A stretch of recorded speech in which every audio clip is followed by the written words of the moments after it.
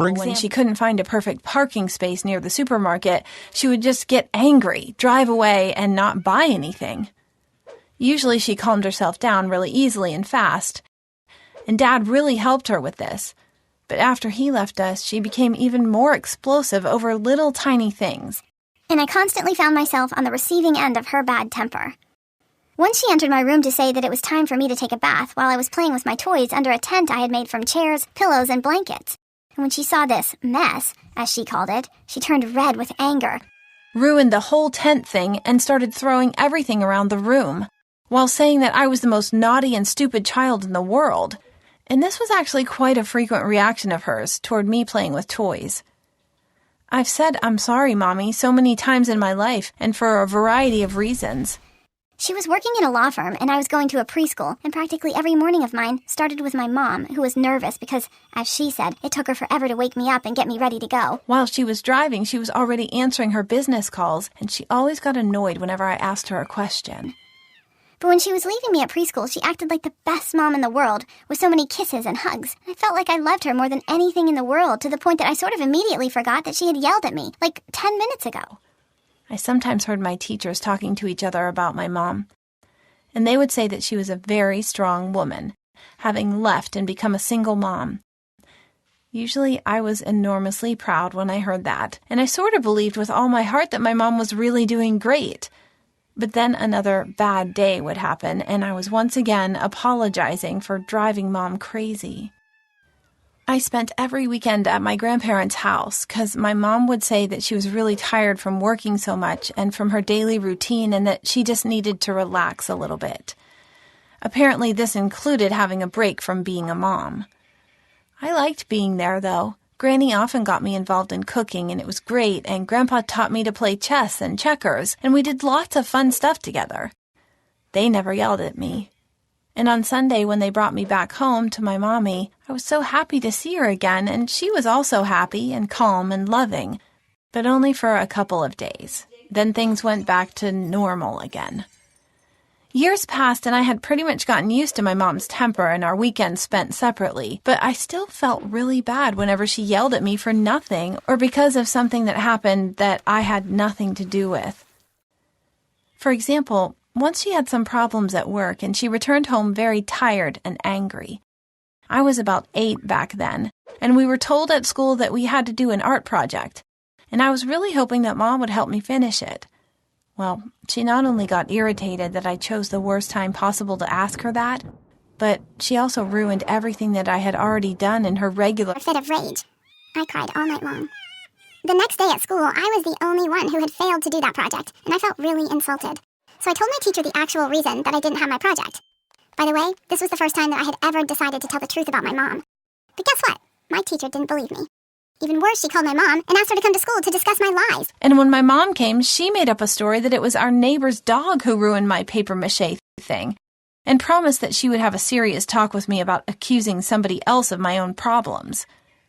On our way home, Mom, as usual, began saying how sorry she was for being rude the other day and for creating problems for me. I saw that she was really embarrassed and sorry for her behavior, so I forgave her. Just like I always did. I mean, of course I was terribly upset, but she promised me that she would control herself in the future, and I believed her. Again. But deep inside, this unfairness was killing me. I got so tired of the fact I had to always forgive and forget, and I felt that I needed a place to merge my thoughts and grievances. So I just took an empty notebook and started keeping a diary. I wrote down everything that I could recollect at once, and when I looked at the clock, I realized that I'd been writing for about 2 hours. I felt slightly better, so I kept writing daily about everything that was happening around me.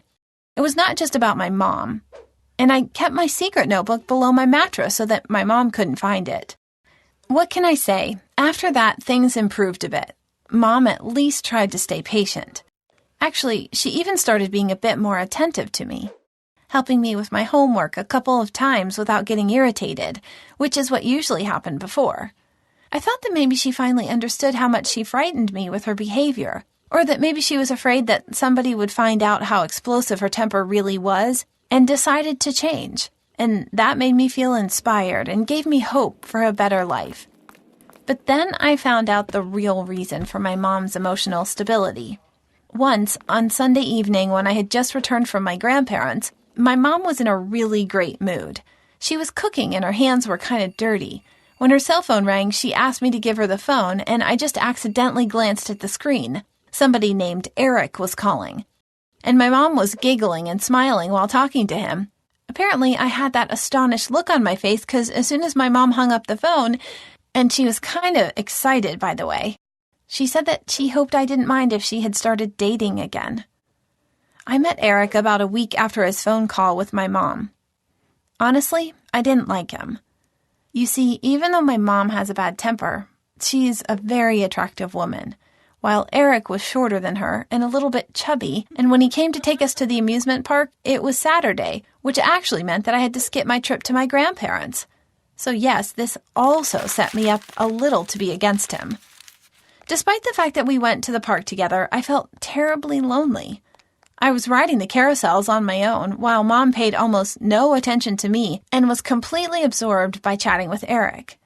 I got really tired after about an hour and said that I wanted to go home, but my mom apparently wanted to spend some more time with her boyfriend. So I was whining and I didn't want to do anything, and my mom eventually got annoyed with me, as usual. I accidentally dropped an ice cream on my t-shirt, and she said that I did it on purpose just to make them take me home, and I felt so bad that I started to cry. Well, everything ended up with Eric driving me and my mom back home. A few hours later, I found out that they split up. Do you want to know how I knew? Mom once again began crushing everything around her and yelling at me, saying that if I were a normal child and had just behaved while we were at the park, Eric would not have left her. But since I was terrible and made Mom angry at me, he thought that she was angry all the time. And then she said that I had ruined her life, and that if she hadn't had me, she would have been married again a long time ago. Then she told me to get whatever I needed because she was going to give me to my grandparents since, as she put it, she needed some space for the rest of the weekend. This time, I took my diary with me. You see, I hadn't had time to write in there about the latest events, and I felt that I really needed to do it. I managed to do it right before I went to sleep once I was already at Granny's house. The next morning, I found out that my top-secret notebook had been exposed. Granny found it and read it and apparently told my mom about it. She was in shock. When my mom came to take me back home, Granny told me to stay in my room, but I heard most of what they were talking about. In addition to the fact that my mom was being reprimanded for not taking care of her anger issues earlier, Granny insisted that she go to a clinic for special treatment. Otherwise, Granny promised to deprive her of her parental rights and take me from her. I heard my mom start to cry, and a few minutes later she entered my room, still crying really hard, and she was holding my diary in her hands. Apparently she read at least some parts of it and finally understood how badly she had been treating me. I spent a few months living at Granny's while my mommy was at the clinic, and even though it was the calmest period for me for a long, long time, I really missed my mommy.